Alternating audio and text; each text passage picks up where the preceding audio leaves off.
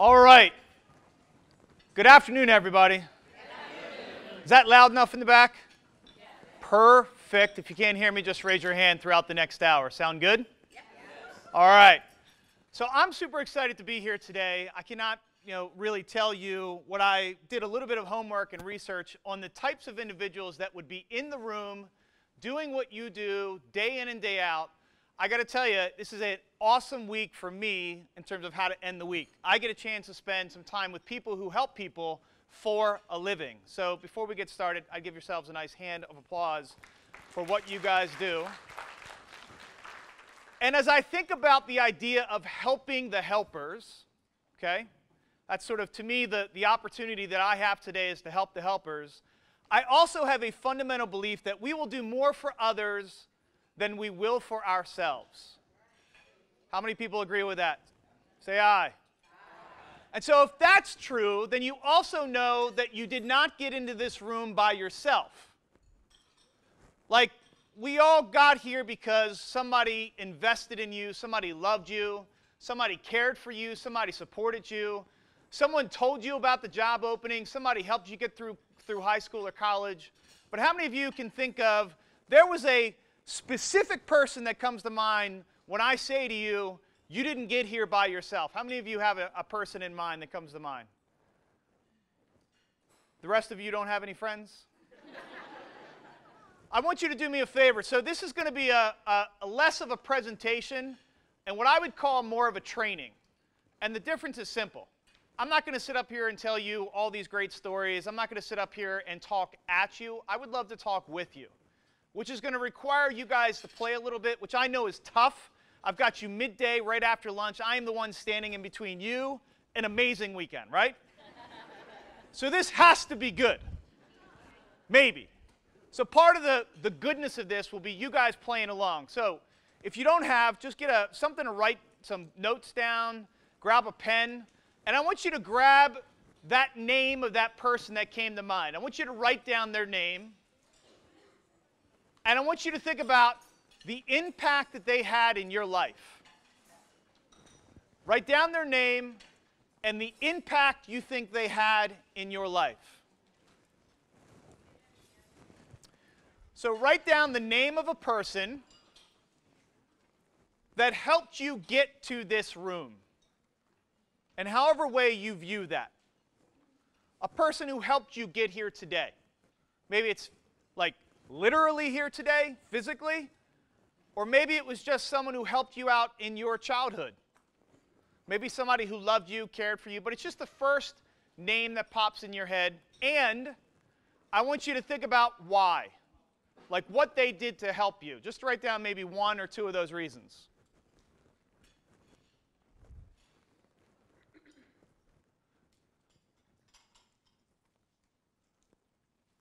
So what I'm going to talk about today is the value that work can play in your lives.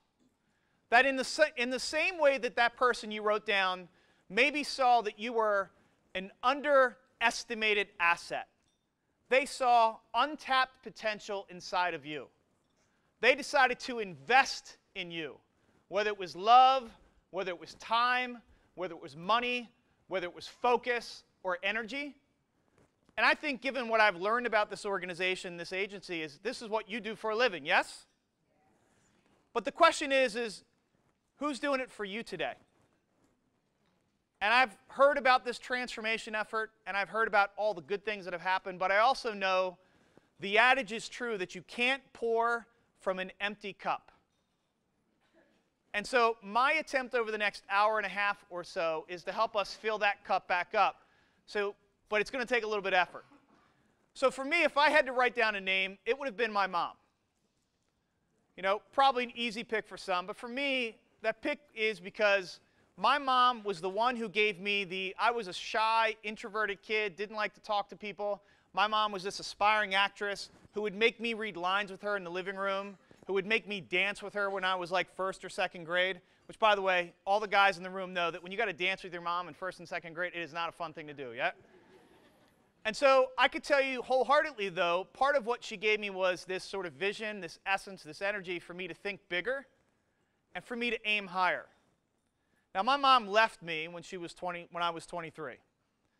And I'm not the only one with a hard story here today, but I do know this, that when we think back on our lives, whether it's near the end or in the beginning or in the middle, that we all know it's true that we didn't get here by ourselves. And the more that we can show that appreciation, there's an old saying that says, what you appreciate appreciates. How many people get that? Say aye.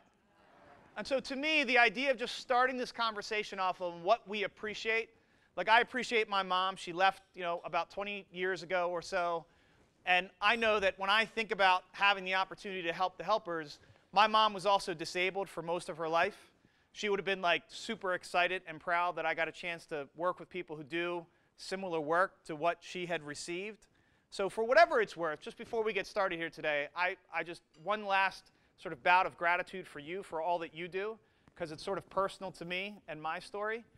And before we start, I would love if you would just turn to the person sitting to the left or the right of you, share the name of the person that you wrote down, and maybe the one or two reasons why.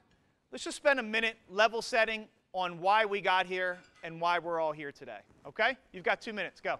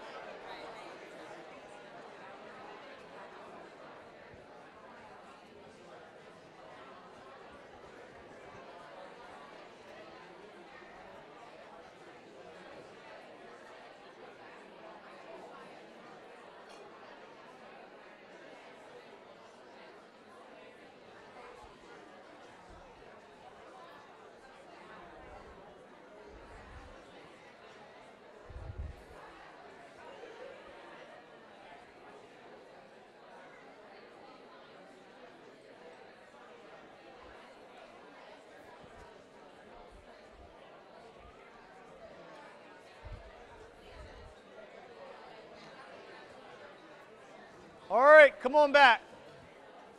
Come on back.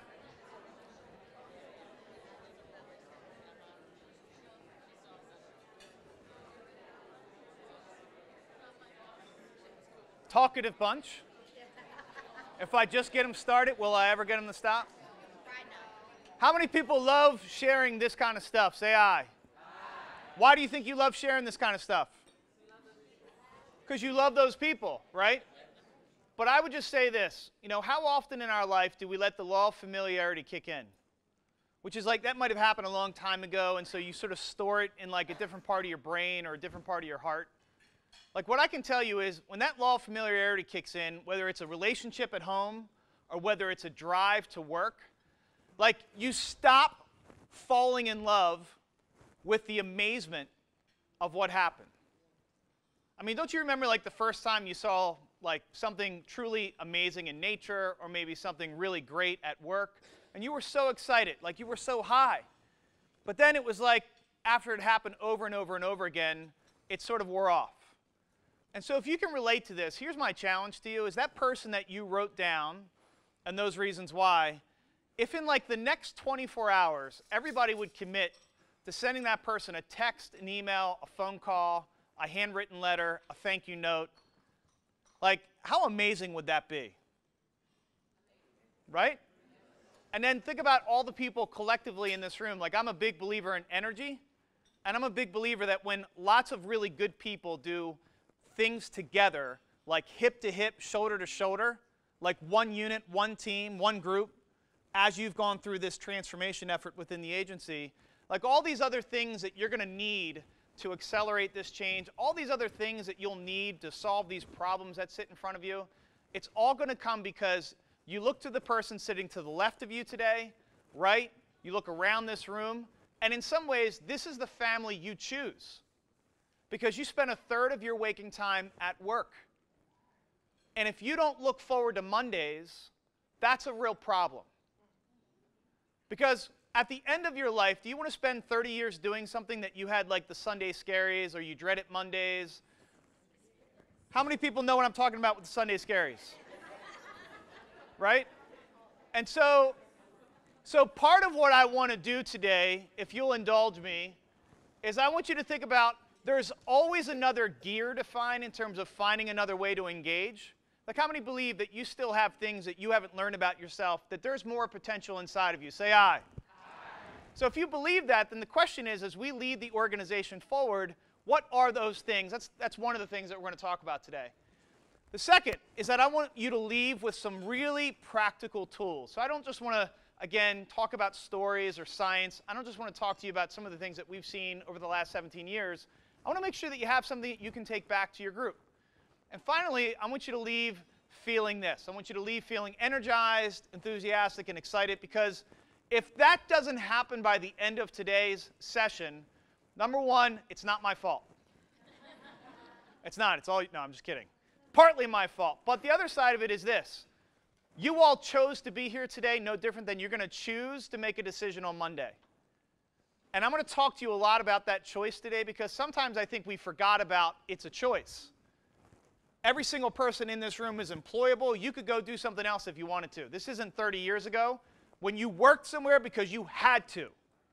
We're going to talk about the choice that you get to make, because to me there's a massive difference. Now, I already know that you believe these things, but how about we go through this little journey today together and we sort of think about this? Because the other person that I want you to write down before we start today, if it's true that we'll do more for others than we will ourselves at times, then I want you to write down the first person that comes to mind that you know in your life who actually does have the Sunday scaries, who does dread what they do on Monday, who you see sort of the life being sucked out of them because what they do 40, 50 hours a week, it's not making them better.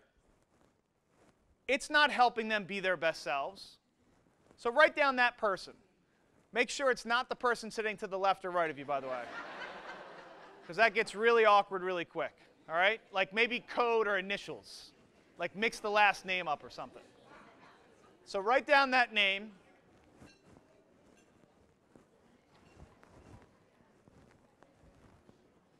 All right. So, very quickly. So, you heard that I went to Patterson High School. How many people here? I know we've got one Patterson Clipper here.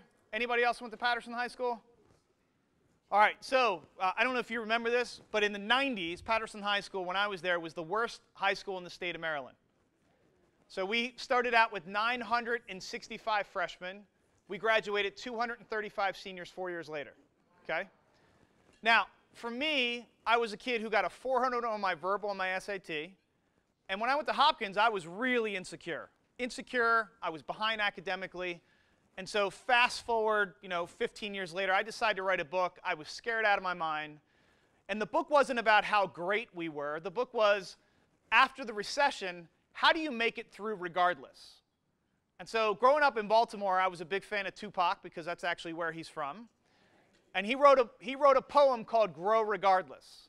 And so growing up, I had always thought about this poem because it was about how the seed must grow regardless, in spite of all the circumstances. So as kind of an homage to Baltimore and as an homage to Tupac, I decided to write a book. It hits the New York Times bestseller. It becomes the #1 book in the world. We beat 50 Shades of Grey for 3 days, by the way. And part of what I learned in this was centered on the executive or entrepreneur. But what we heard from people was, that's great for them, but what about us as teammates, as employees? Like, how do I think about growing regardless? And so what we learned over the last 5 or 6 years is if you start to look at the just population of human beings on this planet, we are, #1, distracted. And I will prove it to you. you probably spend, and don't know this, but you spend somewhere between 20 and 30% of your day looking at your email. That's the average for the American worker. Beyond that, you probably spend 200 or 300 times checking that phone. How many of you have ever put out your phone while at the dinner table with your family? How many of you lie about other things too? Another question. How many people have heard that it's actually worse to drive while texting than it is to drink and drive? And yet, how many people still text and drive? By the way, only a couple honest people in this room. I don't know the rest of you. I watched you drive in today. It's not a pretty picture, folks. So I'm saying this in tongue-in-cheek only to say this. How many of you acknowledge there are things in your life right now that you might take for granted that you don't want to? Say aye. And part of just being a reflective human being is just to acknowledge that we're all imperfect. I know for a fact this is something I struggle with. And I know that when we use the word competing priorities, or I talk to your team leading up to this, that you have a lot on your plates, the last thing we need is more stuff that doesn't matter. And that's really what a distraction is. So if you had to write down your biggest distraction right now at work, I want you to just write it down for me. Yes. Some of you are like, I don't have time to do that. That's a long list.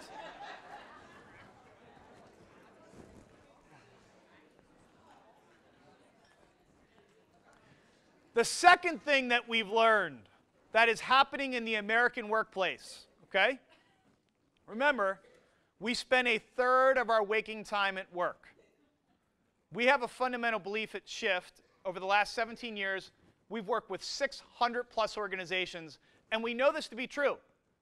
To be a high-performing team is to be an engaged team. It's not to dread work. It's actually to look forward to what you do because you believe what you're doing is leading to something bigger than yourself. That's a gift. Because if you spend, again, a decade or more doing something that doesn't fill you up, that's almost like going to the gym, eating Doritos, drinking Mountain Dew for the same amount of time. Like, how are you going to feel then? You're not going to feel good. It's sort of like what you put in is what you get out. And so this is another thing that we've learned. The last is easy, which is trust. There are three components to trust that we've learned. What makes something trustworthy is sincerity, might want to write this down, competence, and reliability. Sincerity, competence, and reliability. Some other interesting stats. As I mentioned already, in the top left, you can see the average person spends 25% of their day on email. What did we do 20 years ago with that extra 25%? Does anybody remember? We used to talk to people. Remember that? Right? We used to get other stuff done. And I'm not suggesting all email is bad, but how many people agree that we could probably all read 5 less emails a day and get maybe even more work done? Say aye. Aye. That would be kind of interesting. You guys will get a copy of this, so I'm not going to read everything that you're going to see on all the slides. But to me, all this suggests is that if we're going to do something for all this time of our life, that we should do it maybe in a more intentional and a more mindful way.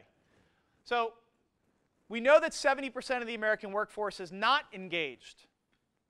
They've been measuring this for about 18 years now.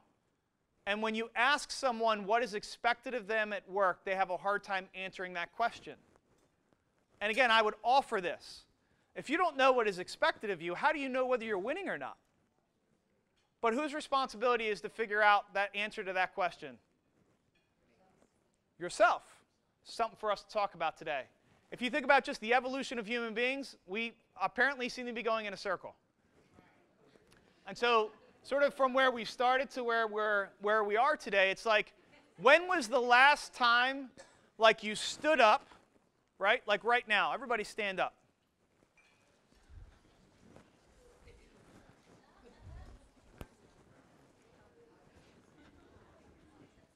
When's the last time that you gave 5 high fives to people that maybe you don't work with all that often just because?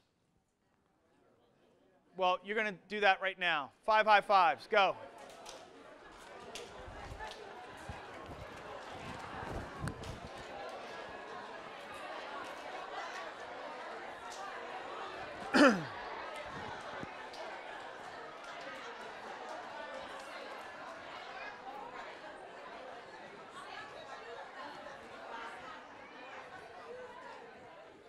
All right, grab a seat.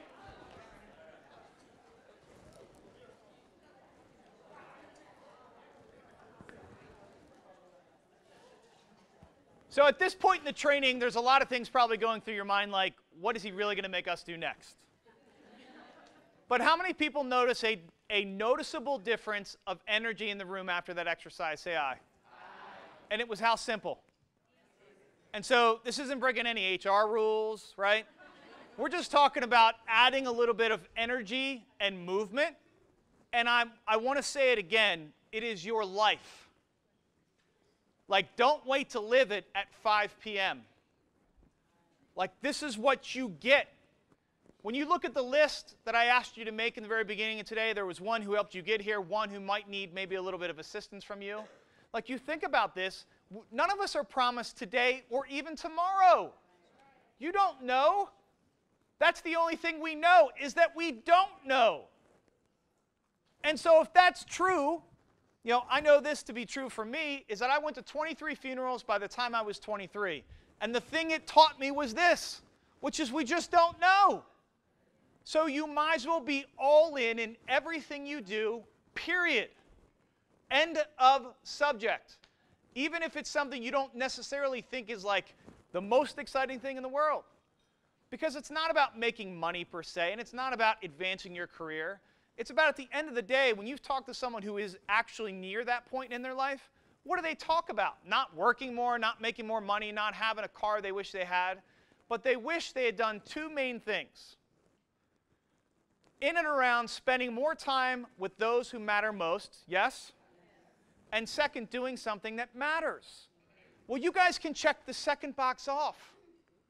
But if you look around the room, this is also part of your family. And so part of what we're going to talk about is that today. This is a quick little study of what happens to you. You go to sleep, you go to work. This is about 1,100 human beings that have been mapped on a scatter graph. This is essentially a very sad way to think about your life. Because you only do a couple different things. When you add up work plus eating, I've got 2 kids, by the way, my wife and I. You know, they're 7 and 5, which means we're still wiping heinies and doing bath time. Like, by the time we get all done that, we've got like maybe 20 or 30 minutes a day just to say hello to each other. And again, this stuff adds up quick.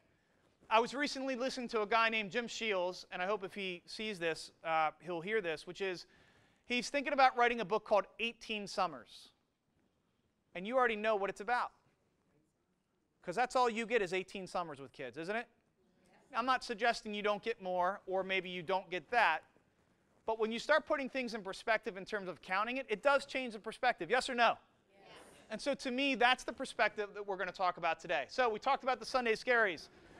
This is a real phenomenon for people, right? It is real. This is not, I am, some of this is for fun, and some of this is for real. Because if you don't like what you do, and you do it for a long period of time, it creates what's called drama and trauma. Here's the drama, okay? I will say it again. Drama and trauma, all right? So check me out. The drama. The reason I tell that little story about me writing a book and it doing well is because that's only half the story. The other half of the story is that particular year was the same year that my lovely wife gave birth to our second child. Very different. How many people have 2 kids or more? How many people are amazed that those kids are all different? And you question where they came from? Like in a big way. Like you're not even sure how did they come from the same gene pool. Exactly.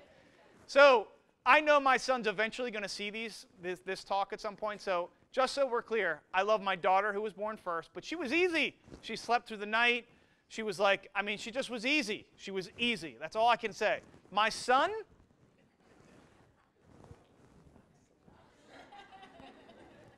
I mean, different is what we say. He didn't sleep for the first year. Colic, acid reflux. I'm talking like didn't sleep for like an hour. My wife, at the time, we didn't know this, but she's going through postpartum depression severely. And I'm coming back on, but my book just hit the New York Times bestseller list. I just got interviewed by Bloomberg. I just got this. I'm traveling all over the country. And I took my dad to the Super Bowl because the Ravens won that year. And isn't this amazing? And my wife is like not happy. And so I immediately go into the persecutor mode, which is another way of saying a bully. The reason that people are persecutors or bullies is because they're missing something inside of them. They're coming from a place of fear. Okay? In the same year, I'd come back and say, but you don't understand how long my flight was. I mean, it was a really long flight, sweetheart. I know you haven't slept in 6 months, but like the flight was really delayed and I barely made it through. And it was like, then I lost my luggage and then the Uber driver was a little later than supposed to be. And then I was just tired, just really a little tired. And so now what am I being? I'm being the victim. And the victim has a tendency to make it all about who? You, exactly.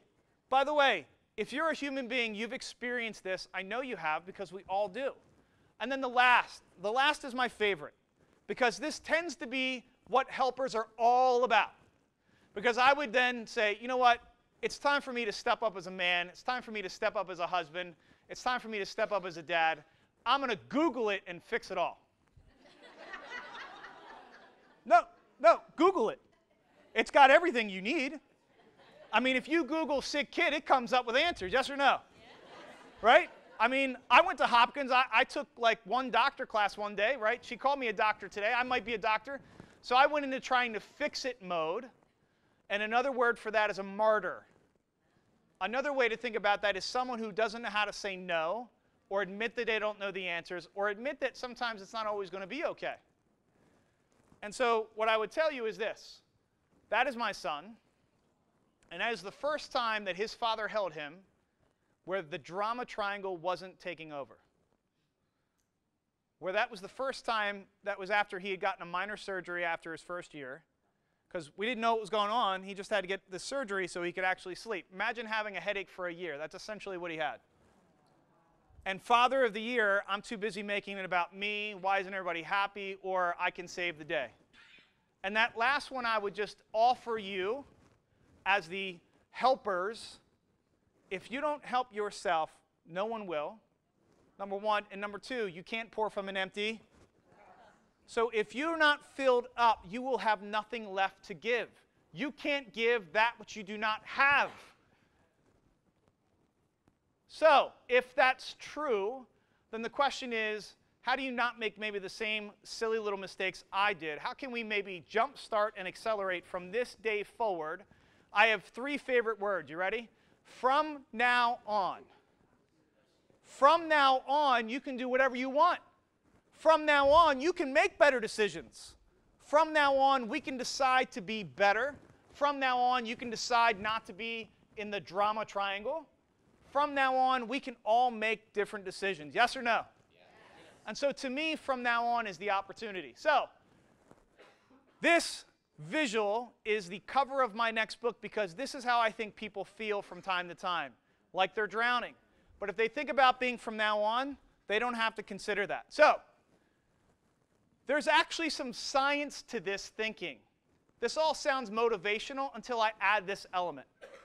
The element is this. In researching this, I found out that you don't have one brain, you have 3. They learned this in the 50s. That you have, yes, the brain in your head, it has about 1 billion neurons. I won't get geekier than that. You have a brain in your heart. Have you ever heard someone say, follow your heart? Have you ever felt that? Have you ever seen someone speak passionately? Where do you think my heartbeat is right now? High or low? The heart is the one making that decision, not the brain. Just FYI, there are 40 million neurons in the heart. How do we communicate when we love someone? We hug heart to. Isn't that weird how that works, by the way? Human beings have been doing that for thousands of years because you actually have a brain in your heart. The idea of following your heart was a cliche, but it's true. How many know other cliches that are true? That's a cliche that was true. Then you have a final brain in your gut. Quickly. The gut's kind of interesting. How many of you have ever heard the adage of trust your gut? That comes from the 100 million neurons. This also connects down to the drama triangle. So we're going to talk about this. The brain in your head understands things and can see priorities. A quick way to think about the brain in your heart, write this down, is it's all about the passion. Your heart is exactly what you think metaphorically it is. It's the passion, it's the energy, it's the excitement, it's the enthusiasm. I could have talked to you guys like this. Hi, everybody. How's it going? It's really nice to be here today. Well, good afternoon. Where's my heart brain right now? It's gone! Right? And so the idea here is, how do you use the biology in your body to change the way you approach Mondays? So this isn't rah-rah motivational BS. Okay? I'm not allowed to curse, by the way. I was told that, no, I'm just kidding. But it is. We're going to talk about stuff that actually makes a difference. So the first brain in the head is the one in the head, the better you. This is how you fill you up. This is the idea of turning lemons into lemonade. That essentially, when I tell my story about growing up hungry, sleeping on people's couches, looking in the refrigerator and not seeing enough food for the next couple meals, I used to tell people that story like a victim. Like life had happened to me as opposed to for me. How many people get that? That's how you unhinge the victim piece. How many times have you been in traffic and said, I can't believe this is happening to me, as opposed to, what's the lesson it's trying to teach you while you're in traffic? Or leave earlier. Right? It's up to you. But there's a lesson to be learned when you say the words to me. I don't know you, I don't know your life story, but I have a hunch, because you're human beings, you have both. That you have an amazing story, that you have an amazing journey.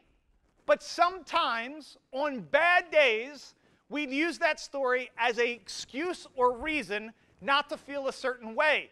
We use it as a way to say, that's what happened to me, Joe, not what happened for me.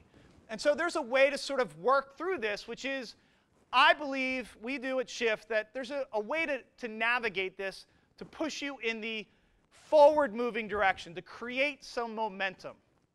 And part of that is by owning the answers to these questions that sit up here today. So the first is, in 2018, what do you want to experience? Like, how many of you have a little bit of a life plan where you're thinking to yourself, it's a new year, I got to think about different things? Say aye.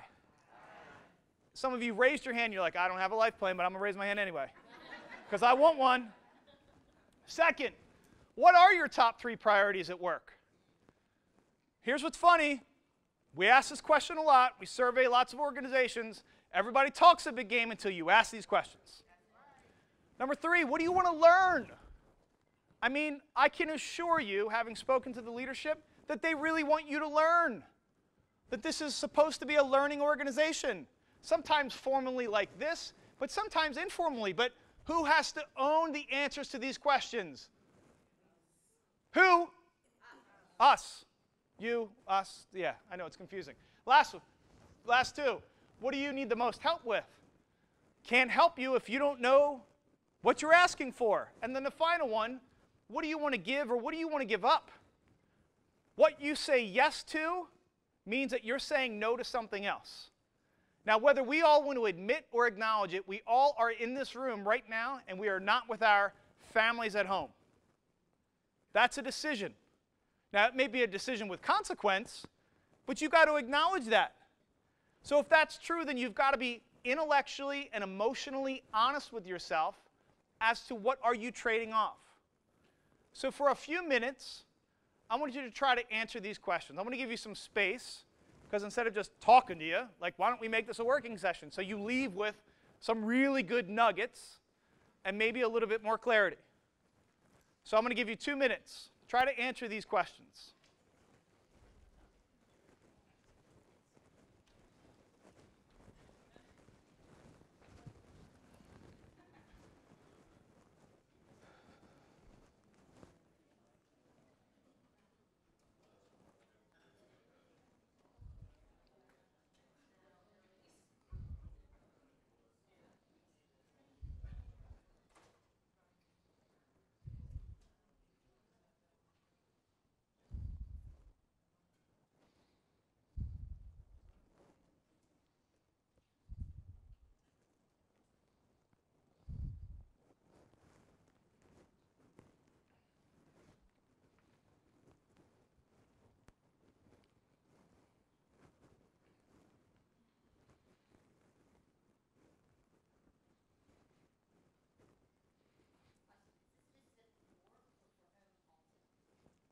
Whatever one you want.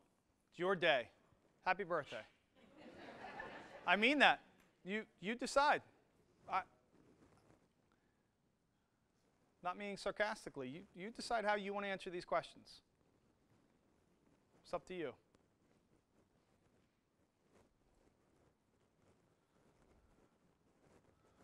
Now, 2 minutes is going to fly by because you've only got 1 minute left of those 2 minutes. It's not trying to get to the end per se, but it's also just trying to get off the blocks.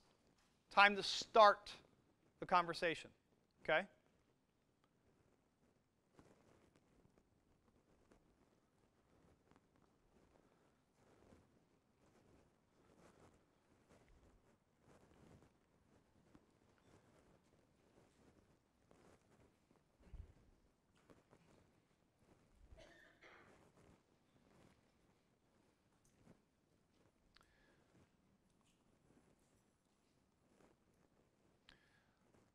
So with the first question, and the first question only, I'm going to ask that you do something incredibly uncomfortable, if you're open to it. Which is, if you want to, and even if you don't, I would still ask you to maybe play along, make them up. Which is, I'd like you to get in the groups of 3 people that you don't know all that well. I'm going to give you 5 minutes. And I want you to share quickly amongst the group the answer to only question 1. Actually, I'm going to give you 3 minutes. So you can stay at your table if you want, but in order to talk to some other people, I mean, half of the reason you do these days is to meet the people that you're doing Mondays with. And these are the people that you're doing Mondays with, yes? And so part of getting to know people sometimes is helpful just to understand that this is one big shared experience, and we are one big family whether we kind of like it or not. So get into groups of 3 and just share the answer to question 1. Please begin.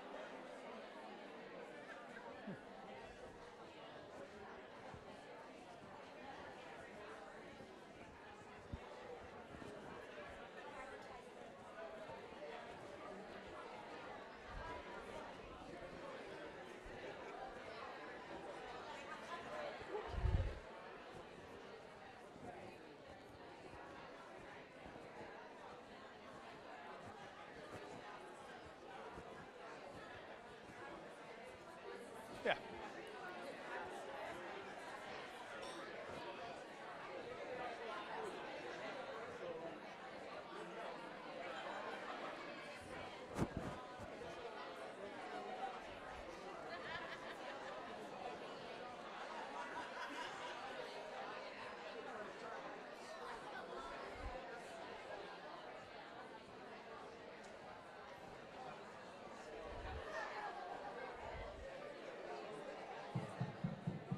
All right, come on back.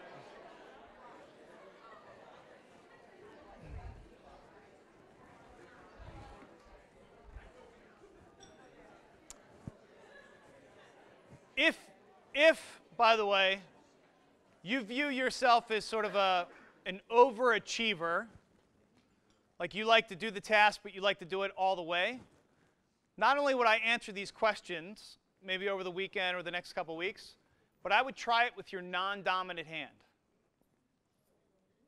That's right. Because what you're going to find is it's actually going to tap into a different part of your brain that doesn't think about the shame or guilt of the drama triangle. It thinks of just more of the real answer. It's like you've sort of conditioned your dominant hand to fight off the hard part of the world. The part of the world that tried to knock you down, that tried to break you down. And that's the way that most of us write or type. But when you try doing something from a different vantage point, you tend to get different answers. So for whatever it's worth, I offer that as another avenue to maybe tackle this exercise, because it can be a good one. Now, let me ask a question before we leave this point, which is, if everyone in the organization could answer these questions, do you think we would be better off, yes or no? Yes. And how easy is it to answer these questions? Not easy, huh? But how many people would be willing to try it? And again, this isn't like a management thing. This is a you thing. I would look at this as an awesome opportunity that the leadership here has offered to you today as a way to enrich yourselves. It's an acknowledgement and an appreciation for how much you've already given. It's an understanding that no one will understand what you've gone through to get here. I mean, it's sort of like when my wife Erica was pregnant with James, our second, I would go up to her all the time and she'd be like, "Oh, I just don't feel so good today." And I said, "Sweetheart, I totally understand what you're going through right now."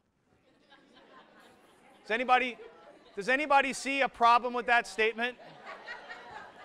I did not see a problem with that statement until she said, "Hey, idiot, I'm the one doing the baby thing, not you, and just because you watched me the first time does not mean you've walked a day in my shoes." You can see I married a very intelligent, straightforward woman. And she has a tendency to call me out on my stuff. And part of my stuff is not about do I understand what you all have gone through. I can only show appreciation. And I can tell you, in the lead up of today's event, your leadership appreciates you. They appreciate what you've done. They appreciate what you're going to do. So whatever you can do to continue to invest in yourself and take the offer that they've made today and the conversation that we're going to have is what I would look at as a gift. Not today, but it's the sentiment of today. Does that make sense? It's the offering behind it. Which leads us to the next brain in your body that I think will help you think about Mondays differently. Remember when I said we'll do more for others than we will ourselves? Chances are you won't do the first exercise because it's all about you. But now we're going to get to the next piece, which is all about others, and you'll tend to gravitate towards this because inherently human beings, we don't eat our young for a reason, right? Some of you are like, well, I've tried. I'm going to think about that later. No, we really do want to continue this whole journey we've got. I mean, just as an aside, do you realize that NASA has identified more than 1,000 Earth-like planets? Like when I was growing up, we didn't even know there was anything out there. We had an argument like, were there even planets around other solar systems? And now we know, not that there's life, but that it's kind of a big deal. And this idea that we are all in the same boat. Like, no matter what happens in this country politically, we got to remember that we are the same thing, period. End of subject. And so this next brain in the heart to me really makes this ring true. So I've already talked about this. What we appreciate appreciates. If you all went home today to shower your friends and family with appreciation, some of you are like, I've done that enough. I'm not doing that anymore today, right? But some of you know what I'm talking about, that there's got to be a person or two in your life that deserves nothing but a thank you, nothing but I love you, nothing but I appreciate you, and that I'm grateful for you. Now, what you may not know that I learned through writing this next book was this actually creates serotonin in the body. It's the feel-good enzyme and hormone. It makes you feel good. How many people feel good when you do a random act of kindness for someone else? And what they've shown is, biochemically, the adage of it's better to give than to receive, it's actually true biochemically. Your serotonin goes up when you give. But guess what happens when you receive? It goes up. You also feel good. Now, one last little bit to this study they did, which is the people that are watching it, which is why we love good shows on TV that are all about positivity. Like, remember Home Makeover, where they'd make up the home and the family comes in and we all start crying? It's because when you witness that random act or so, it makes us feel good. Well, then the question is, how do we get there? Well, the first way is with an attitude of gratitude. So I heard in no uncertain terms that you're one of the hardest working group of people. This is what the leadership said to me. They said, please, under no certain terms, give them more work to do. And so what have I done already? I didn't give you more work. I offered the possibility of a little bit more investment in yourselves. If you like that, Linda, I need your help, Linda. Don't leave me, Linda.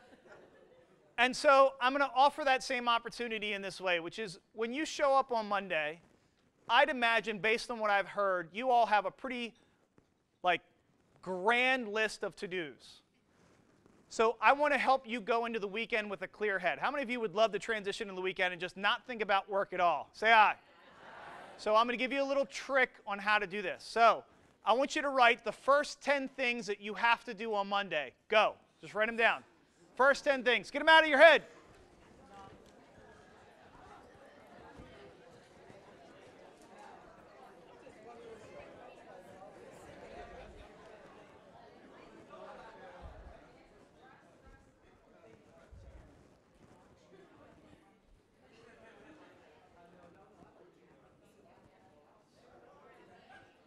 All right.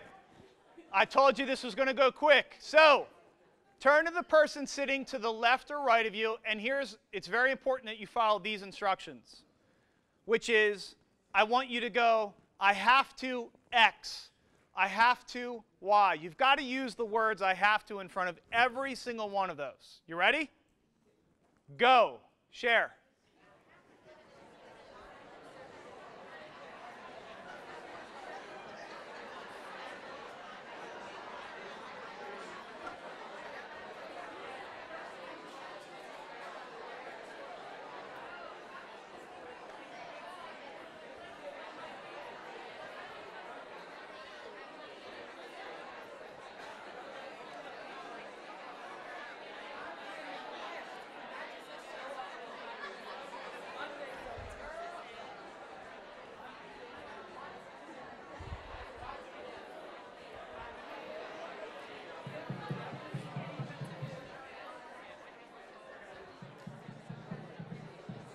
All right, come on back. Yeah, that's right. I'm learning. So, when you say the words I have to, help me understand what kind of emotions unfold. Obligation, stress. Woo! I can feel the heat. Right? So, for whatever it's worth,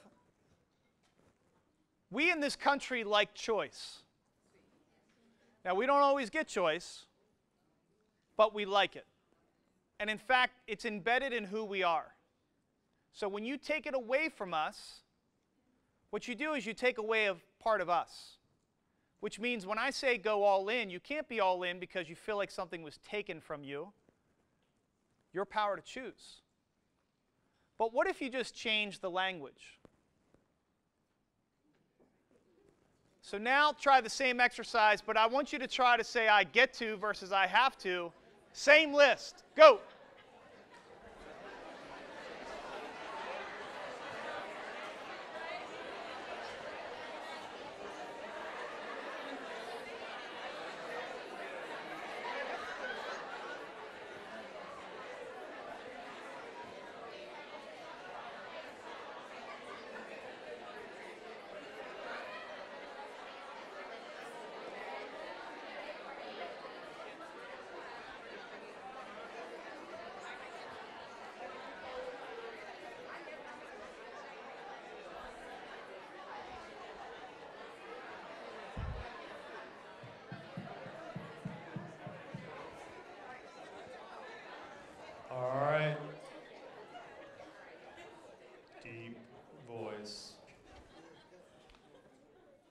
So how many people can tell a difference in the group, the energy in this room, from the first get to versus the have to? How many people can tell a difference? Say aye. Aye. What was the difference?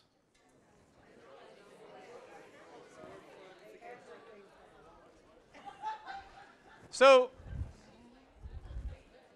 your name, that was perfect. What did you say? Norma. Norma, thank you for saying that. She said, they just act like they're going to like it. And you know what, Norma? That's half of it. Because what I can tell you about my story of like falling down as a dad was that in that same year, I remember my wife coming to me and she said, listen, you know, with Ellie, our first, basically perfect child, you ran home to come do bath time. You ran home to help me out at the house. Now, my wife has a business as well, so we both work. She said, but with James, you've been saying I have to do bath time with him. And I feel like he feels it. And how many of you have ever said, like, I have to go do a meeting? Right, but when you say that, think about not you. Certainly, you won't bring your best to something you have to do. But the people that are there is who you're really taking from. How many people get that? Say aye. How many people would be willing to just think about that language a little differently? Because if you lead from the heart, you'll end up doing a lot of get-tos, even when you don't really want to. And you're right. Sometimes you got to talk yourself into it. But I will tell you, if you start thinking about the idea that life is not permanent, that we're only here for a blip of a second, if that's all true, then I hope we operate more from what we choose and get to do than what we have to do, folks.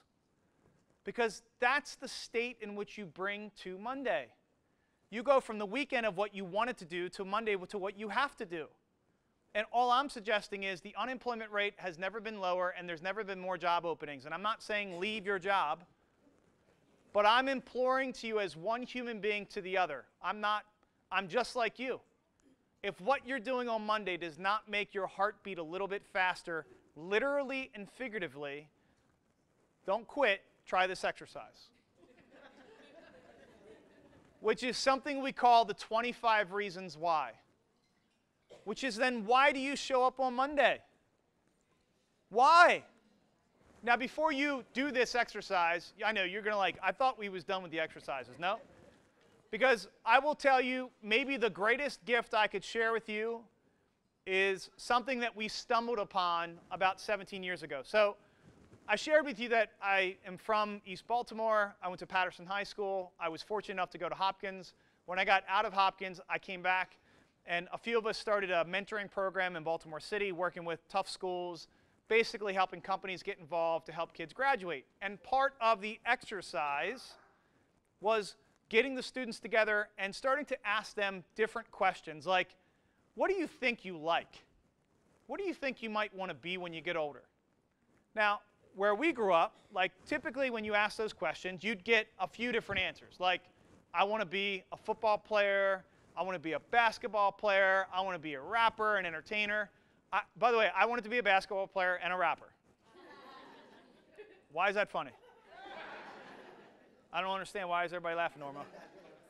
I could have been like Muggsy. Who knows, right? He, by the way, he was like 5'5". I'm 5'8", so I'm at least a little taller than he was.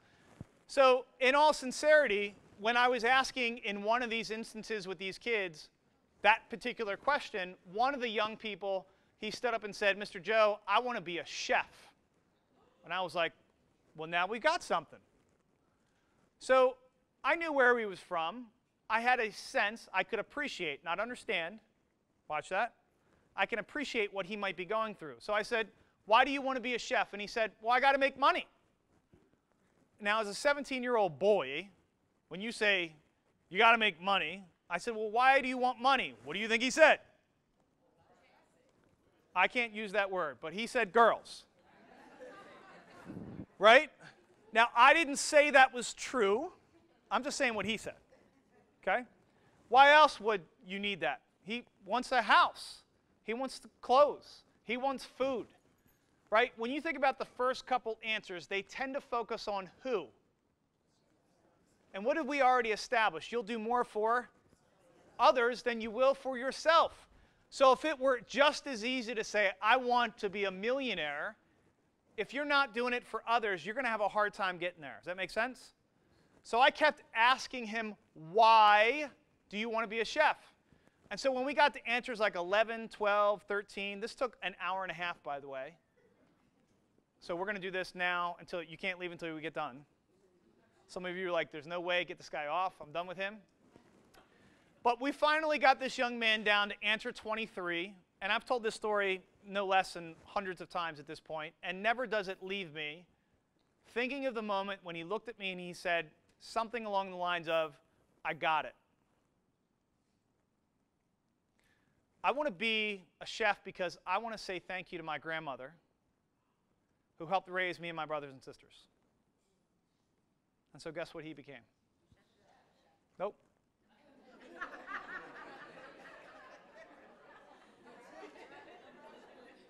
No, he became a chef. I'm just kidding. Just making sure you're paying attention. Just making sure you're paying attention. So I said to you today that I wanted to offer a few tools that would help you look forward to Mondays. Yes or no? Yes. Who did I say is going to have to do the work, though? This is up to you. It's your life, not mine. I will leave here today, unfortunately, and this may be the last time we see each other. When I travel a bit, I do get a little somber, because when I meet people, I say to myself, this is probably the last time I'm ever going to meet these people. Think about that. How many times do you meet people throughout the day that you're probably never going to see them again? And so I think about that today, like, not that I want to be somber, but we may not see each other again. So today, I want you to think about, grab that piece of paper and a pen, and I want you to write down 1 through 25, and I want you to try to figure out, why do you show up on Mondays at this organization? Try.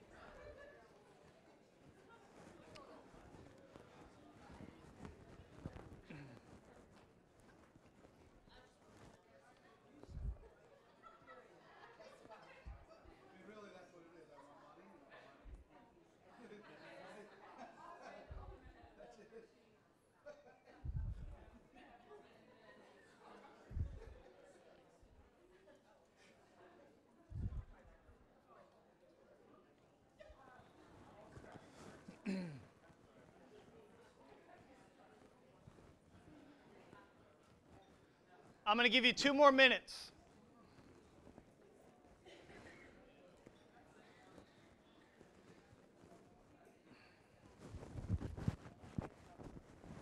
We're going to send it to you. Yeah. Yep. Not you, but we'll send it to the group. What's that? I will send it to them in the way that we sent it to them, if that's okay. It's in a PowerPoint, so. Yep, there shouldn't be. Okay.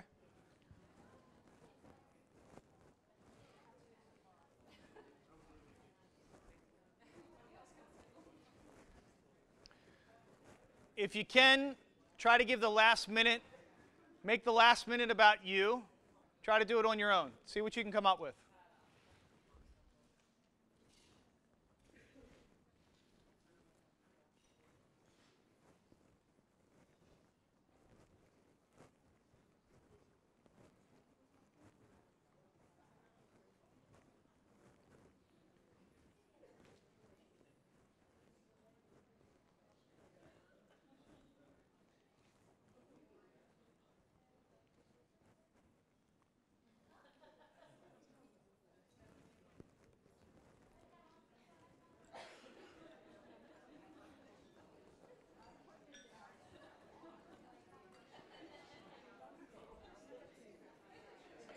All right. So here's what I want you to do. I am wholly assured that you did not get the 25. However, I'm going to strongly encourage you to think about this for yourselves. Because how many of you think if you really get to the real why, you might think differently about Mondays? Say aye. So it doesn't mean, by the way, what you've written down is wrong or incomplete. 25 is not a magical number. But if I were to ask you the 25 reasons why you love your kids, 25 reasons why you love your significant other, maybe that's a harder one to make. Depends on the day. But why maybe the 25 reasons you just love life, right? You probably would have an easier time. But to me, sometimes the things that are easy are fine, but it's like if you do the easy things, sometimes you live life the hard way. If you do things the hard way, sometimes you live life the easy way. How many people know what I'm talking about? And so if that's true, look at your list and just circle the one answer for today that resonates with you the most. And then I want you to turn to someone you have yet to speak to, even at another table, and just share with them your answer of why you look forward to Mondays. Introduce yourself, say hello, and tell them why you show up on Mondays. Go.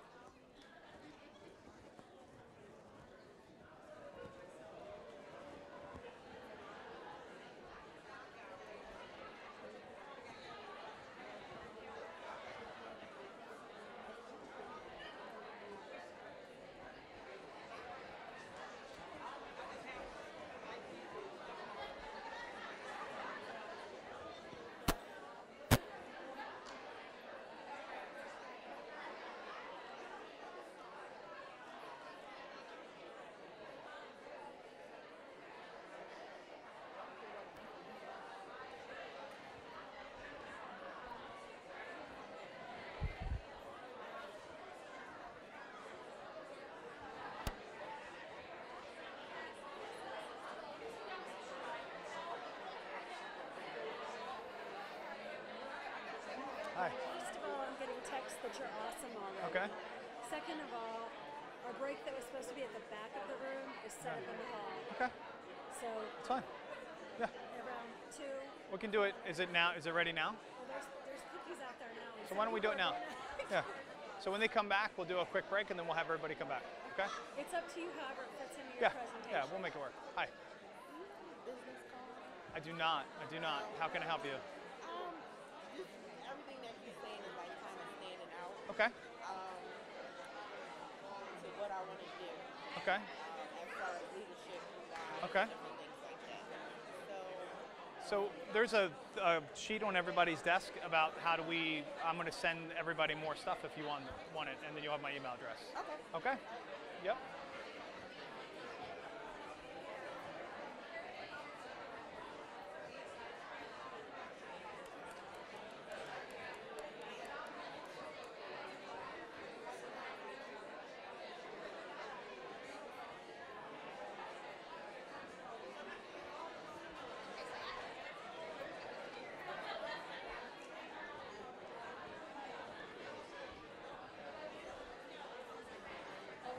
All right, since you're having so much fun, we're going to roll into a 10-minute break. There are refreshments outside, so you can continue conversations. Here's what I would ask that you do. Listen up. So, how many of you met somebody new that you like? If you don't raise your hand, it does make it awkward. Because you just met them, and then I said, how many of you met somebody you like, and then then you're like right next to them, and they're like, did they raise their hand? And they're like, no. Then maybe I don't raise my hand, I want to take back. You're like, you can't have any take backs. They raise their hand, and then it's a whole thing. So I'm going to give you a chance to do this again during the break, which is, there's some great refreshments outside. Looks like a little iced tea, a little cookie. I'm going to ask that you meet one other person during the break. That's all. Easy peasy lemon squeezy, right? 10 minutes. Come on back, and we're going to wrap and finish really strong. Sound good? Yes? All right.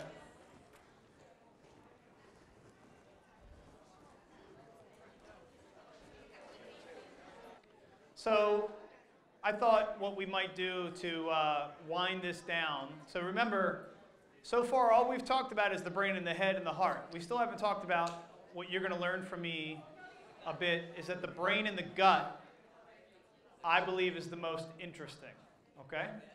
And there's some really interesting science that's come out about the brain and the gut. But before we leave the heart, I would love to see, are there any people willing to share what their why is, like why they're here? I've had no less than 6 people come up to me during the break, very graciously. Thank you, by the way, for some of you.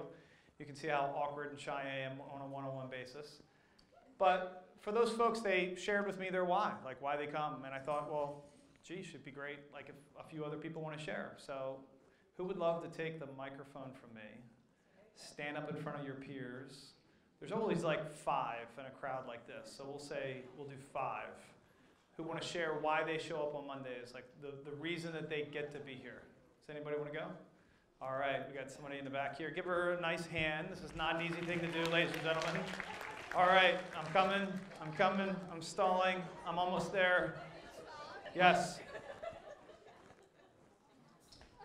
Your name? Nowadays, my in-laws are here at home, so I just want to escape from them. Wow.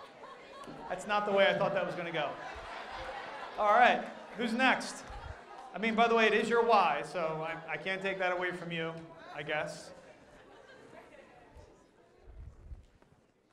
I'm Wendy Western. I'm a nurse, and why I show up is, I've been a nurse for 30 years. I've had to work at the bedside, but my main thing is that I get enjoyment is being able to help other individuals learn and understand their disease process and get them services so that they can actually be in the community safely and live the life that they want to live with the most fulfillment that they can get. That's very rewarding as a nurse, that you always see the negative outcomes and you're fixing a problem and being able to preempt the problem and fix that is very much more rewarding than other pieces.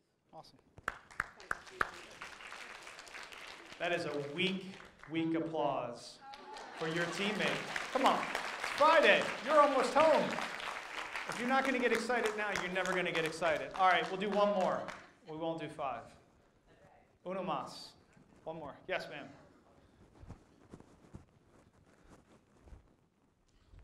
Why do I show up to work on Mondays? Yes. I love my team. They're awesome. I also feel that we're able to make a difference systemically, programmatically in the lives and improve the lives, the quality of lives of people with developmental disabilities. We're not only just creating a system, but I couldn't do it by myself. And so I look forward to engaging in fellowship with my peers and my team. All right. So it's up to you, really, at the end of the day, how you want to view the first 2/3 of this. I'm going to come back to the name that you wrote on the piece of paper that I asked you to before we started. Not the one who's got the Sunday scaries, but the one who helped you get here. And I just want you to reflect on wherever they are in their life. We all committed to maybe sharing some gratitude with that person in the next week or so, right? That was a sort of a shared agreement, not a work task. That's something that will make you feel good. But when you think about that person, I also want you to just consider, their why. And just know that there is something that ties us all together. And I think it's sort of something I've heard that I wanted to share with you, which is I do believe that life gives to the givers and takes from the takers.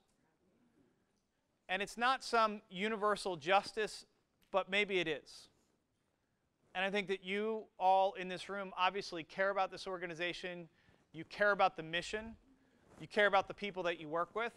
And there's something incredibly noble and special about that, because that other name I asked you to write, they wake up every day and they may not feel the exact same way you do. Like I had someone come up to me during the break and said, I don't get the Sunday scaries. I was like, that's great. Like, I love what I do. That's great. But a lot of people do. And for me, that other person that you wrote, again, it's not about voting with your feet yet. It's about digging deep on why are you doing this. And no one can provide you that answer, only you can. Now, I will share with you one last little thing here, which is there is only one thing in the entire world that you will run away from. It's a feeling. A feeling. It could be fear. It could be shame. It could be embarrassment. It could be scarcity. It could be fill in the blank. And you know something? It works the other way, which is the only thing that you will run towards is a feeling, which is why the heart brain is so important. It's about your emotional energy. That is why we do everything we do for the most part, because we want to feel a certain way. You want to watch your favorite sports team win because you want to feel a certain way. You like ice cream a lot? Well, that's because you like the way it makes you feel. I love ice cream, right? I love taking naps because it makes me feel refreshed. I love hanging out with my kids because it makes me feel good. It is all about a feeling. Everything up to that point is a means to an ends. So then the question is, what is your ends? That is what to get to in terms of your why. But without further ado, there is one last brain that we talk about with organizations. Now look, I've had a few of you ask me, like, what do? We help organizations around their change management. We help them get from point A to point B. Here's the good news. When we met you, when we heard about your journey, you're already going from point A to point B. This is, the train has left the station. You.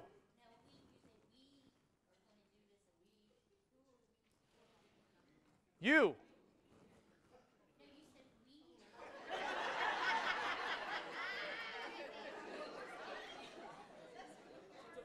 I'm saying we as a collective human race, I might have said it that way. It's a fair point. I remember I got a 400 on my verbal. Take it easy on me. Maybe I used the word a little wrong here and there. You've heard this a few times today. You can't pour from an empty cup, right? So one of the things that we've tried to do at Shift, we have a small company. We're between 35 and 40 folks. We're split between 6 cities at our organization. Oh, well, you're welcome. It's great. So one of the things that we at Shift practice is this idea that we should transition into the weekend. And so you can do it at 5. But how many of you sometimes when you get home you have nothing left? You know what I'm talking about? And you know if you just took like a 20-minute nap, you'd be better. I'm not encouraging you to nap in your car driving, because we've already talked that that's not a good idea. But I would encourage you this. When I leave here today, I will absolutely do something for me so that I have something to give for my home. And even if it's 20 minutes of reading a book. Now, I know some of you think this is nuts, but I will say you are what you do. You just are. There's really hard escaping that. So if you have a routine of how you wake up, if you have a routine of how you go to bed, if you watch TV, and that's what the last 5 minutes before your head hits the pillow, before you fall into deep sleep, if you are concerned with the news or a sports team, like if that's the last thing you want to marinate on for the next 8 hours, like think about it. We are our routines, our rituals, and our rhythms. And all I'm offering you is, before you go home, think about those things. You know, think about the rhythm or ritual, you know, of maybe not using your phones over the weekend, being present with your family. I know for me, I struggle with that at times. Like, we've got the kids out at a restaurant, and all I want is peace and quiet for like a minute. They're 7 and 5. How do you think that goes? Right? And I'm like, just give them the phones.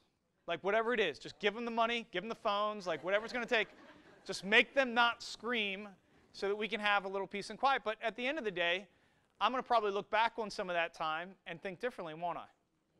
And so I go back to the idea, if we're not distracted, not disengaged, then how do we find this last gut in this last brain in the gut? And so what you need to know are 3 facts about this. 1, when you operate from fear, okay, you get what's called butterflies in the belly. And just so you know, there are not real butterflies in your belly. Now, some of you are laughing. I'm telling you, people have asked me this question. There are not butterflies. But that is the production of cortisol. Cortisol is the stress hormone inside of your body. When you get to the top of a roller coaster and you're like, oh, oh, oh, oh, oh, those butterflies are cortisol. It's the body's defense mechanism to help you figure out what to do next. But most of the time, because the bear is no longer chasing us, cortisol is not a helpful thing. How many of you want to fly with a stressed out pilot? Seriously. Like how many of you, that's weird. That's just weird. Now, he's going to try to make a point, and don't do it. It's just not, I got a good thing going here. I want to try to keep, I'm going to land the plane, so to speak. So the first is you should know that 70% of the cortisol is produced in the gut. So you actually are what you eat as well, which is a whole other discussion for a whole other day. Like what we put on ourselves and in ourselves, it matters, right? You know that. I know that. We also, though, know that the gut is where we operate from faith, which is absence of evidence. We just go, yep. Now, what's interesting is when you have this place of faith, not just the literal but the figurative faith, you have another enzyme in your belly called serotonin, which is that thing we talked about earlier. And we're learning more about your microbiome and your gut. It's all of the things that you've heard before. Trust your gut. That little like intuition. Like have you ever met someone you didn't like? You just knew it. Like in the first 5 seconds, you're like, I am not going to like that guy in that black shirt today. There's something about him, he just feels a little fishy. Not me. There was another person with a black shirt on. Some of you were like, nope, that was you. And it's because we as human beings know this to be true. When my daughter was like 4, so my mom passed of diabetes. She had all these sorts of issues. She got diabetes when she had me. She was lost her sight. She was in a wheelchair, 2 pancreas transplants, 2 kidney transplants, like, and everything in the middle. That was her life, okay? And so for me, I have been on a war against sugar since. I'm not saying there's anything wrong with you and your decisions, but I think sugar's bad. I think sugar is sort of my generation's tobacco. I think we don't talk about it enough. That's just me. I'm not suggesting you. I didn't come here for a health lesson today. But for me, one of the things I think about is when my kids, because diabetes skips a generation, I think about my daughter. She loves ice cream. I want her to love ice cream. I want her to have ice cream. But I also know she has too much. It's not going to be good for her. Yes or no? You were like, yes, no, I'm not sure what to say. But when she asks me if she can have ice cream, I've come up with a new answer, which is I don't want to say yes because I don't want her to have it all the time, but I don't want to say no because I don't like, who likes to hear no? So I say, maybe. Maybe. Like, can I have ice cream? And I say, maybe. And she knows, she knew it at 5, she's now 7. She knew I was telling a fib. She said, Dad, maybe means no. Because you don't need to go to college or major in psychology to know when the inside doesn't match the outside. How many people get what I'm saying? Yes or no? Yes. So to wrap this up strong, that's the challenge for you. Does your inside match your outside? Now, I try hard, but I fail down every day on this, which is because I sometimes operate from fear. And when I operate from fear, it's not who I am. It's who I'm trying to avoid being. Or it's I'm trying to impress others.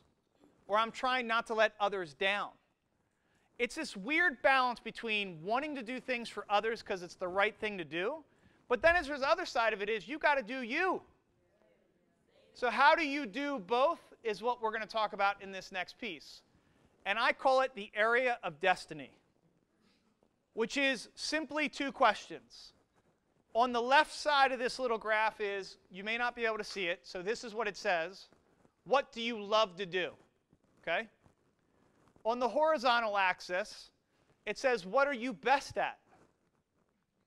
And if you had to line up what you love to do and what are you best at, how many people feel like, that sounds like a good work week? Yes.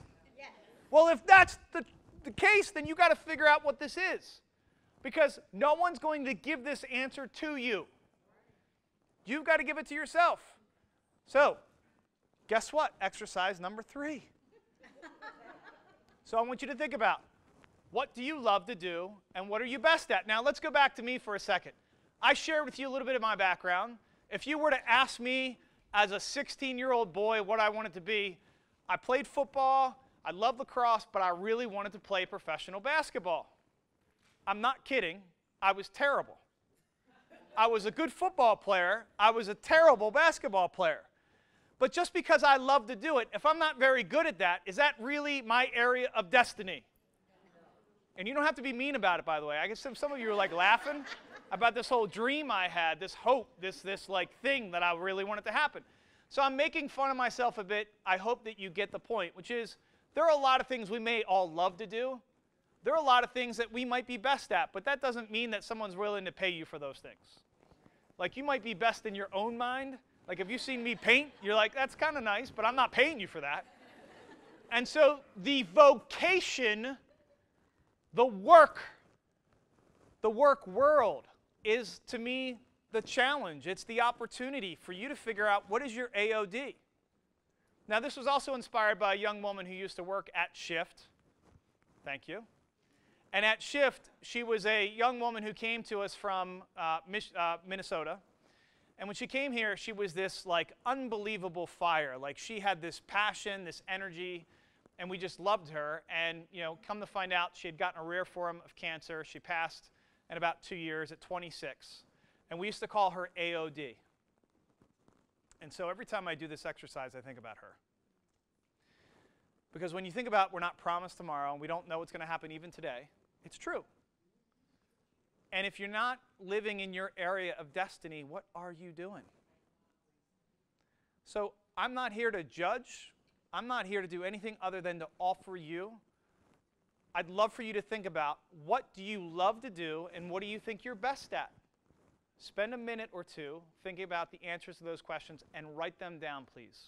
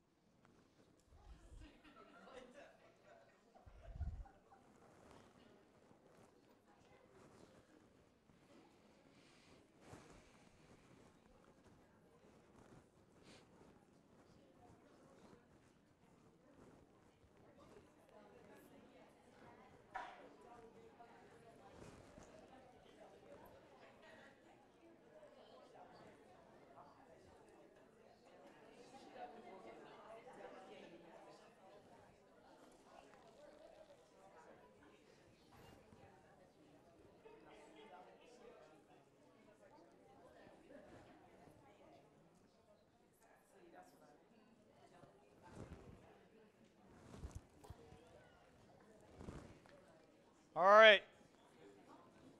If you find yourself as an overachiever in the room and you'd like to take it a step further, there's another question you could ask. So here's bonus material, which is what do you want to be known for? Right?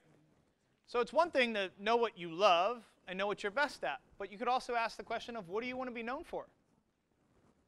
And again, I only use the impermanence of human life as a way to remind ourselves to hold it with such privilege. That's all. That's it.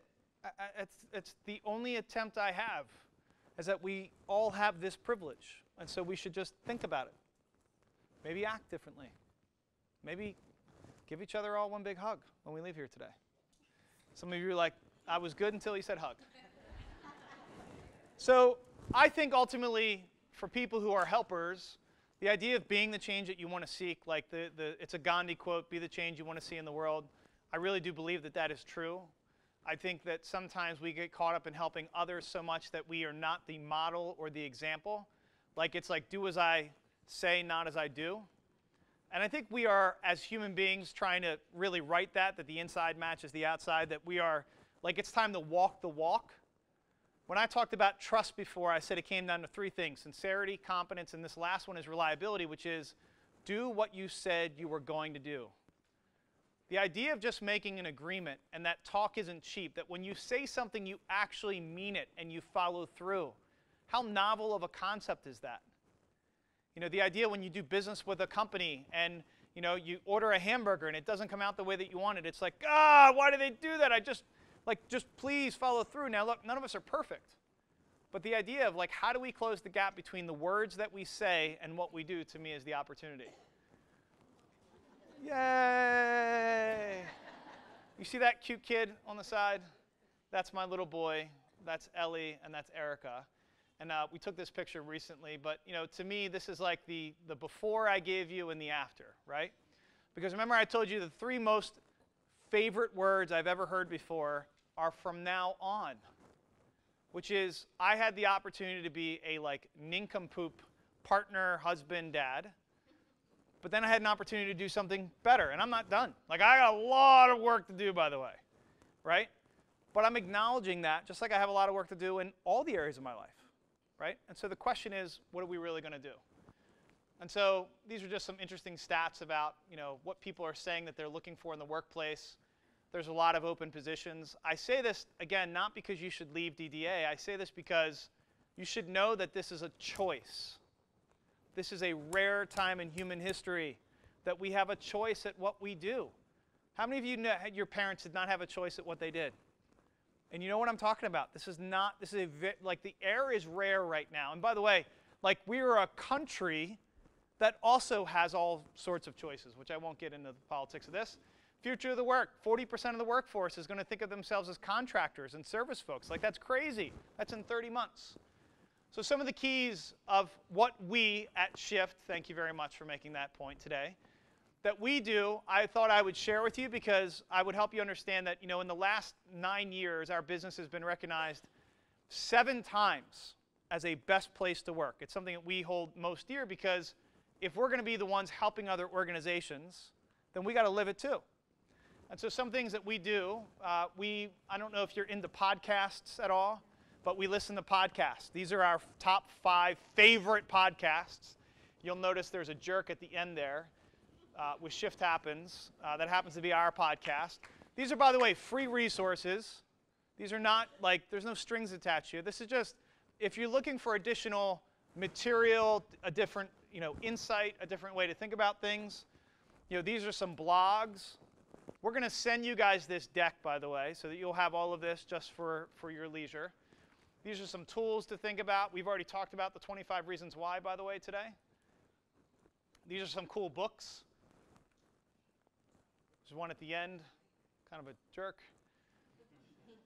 And then, you know, and this is just a neat testimonial from one of our clients who, you know, again, part of what I really appreciate about DDA is it reminded me of this quote where, you know, when you think about the idea of I've been fortunate, right? This idea of humility and grace is sort of the energy I walked in today, too. I can feel it. I've done this for 17 years. I hope you see that the inside's matching the outside right now in this comment. That if you look around to the right and the left, you look around this room, how many of you do feel like there is sincere intent in this room? Say aye. And so that is an amazing place to start because that other person I asked you to write down their name, who may not be looking forward to Mondays, who's got the Sunday scaries, chances are they can't answer that question in the way that you just did. And it's just something to honor. It's just something to hold tight. So on your desks, there's a way. We have, you know, hundreds of videos. We do this for large organizations all the time, which is if you have any interest, there's no strings. We're not selling anything. We believe that life gives to the givers and takes from the takers, so we're giving out lots of our content. If you have any interest in that, certainly just write your name down, and we'll stay in touch. Our team is here today, you know, and that's sort of the way it's going to work. This at the end is kind of a neat little mantra that we've developed at Shift. I'll just read it quickly. Failure is not an option for you, but here you'll make a mistake or two. You'll sweat, stretch, and be pushed beyond what you ever thought you could go. We'll force you to be a better you, a more innovative, inspiring, impactful you. You won't just perform, you'll transcend. All we ask is that you be willing to take gargantuan risks chase insane dreams, create monumental change, and have each other's backs. And listen to your heart and gut as much as your head. When you do, you'll transform yourself, inspire others, do amazing things, and yes, have some fun. That's how we turn a tiny ripple into a rogue wave. Vulnerability equals victory. Fearlessness equals fruitfulness. The world's biggest issues can and will be solved by entrepreneurs and folks with the courage to shift. With that, ladies and gentlemen, I hope you guys have an amazing Friday, an amazing weekend, and thank you very much.